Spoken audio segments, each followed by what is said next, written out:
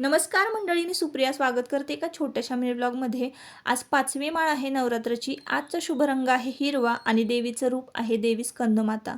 सकाळची वेळ आहे, नेहमीप्रमाणे माळ चढवायची, देवीची फुलं बदलायची आणि मग त्यानंतर आरती करायची, हा नित्यनियम आहे।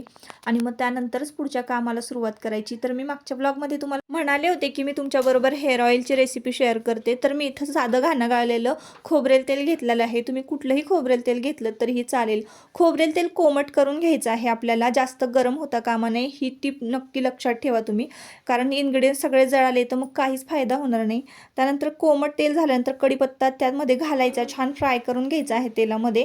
त्यानंतर जास्वंदीची फुलं घालायची, तीही छान फ्राय करून घ्यायची। आणि मग त्यानंतर मिक्सरच्या भांड्यामध्ये जवस मेथी दाणे छान भरडून घ्यायचे आहेत। तो जाडे मोठे भरडल्यानंतर त्यामध्ये घालायचा आहे आवळा आणि मग त्यानंतर ॲलोवेरा, हे सगळं पेस्ट करून घ्यायचे आहे आपल्याला। तोवर आपला कढीपत्ता आणि जास्वंदाची पानं छान शिजतायत। तेलाचा कलर बदलला की लगेच मग आपण हे पेस्ट घालायचे आहे त्यामध्ये। त्यानंतर आपल्याला हे सगळे इन्ग्रेडियंट्स ना अर्धा तास लो फ्लेमवर शिजवून घ्यायचं आहे।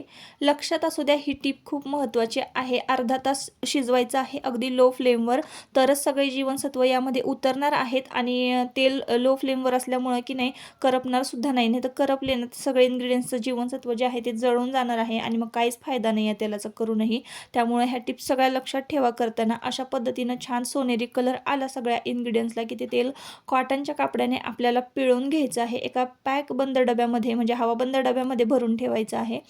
तर अशा पद्धतीने हे तेल तयार झालं आहे, खूप फायदेशीर आहे। इथं आता मी दुसऱ्या व्हिडिओची शूट करत होते। चला तर मग भेटूयात नेक्स्ट व्लॉगमध्ये। Bye bye.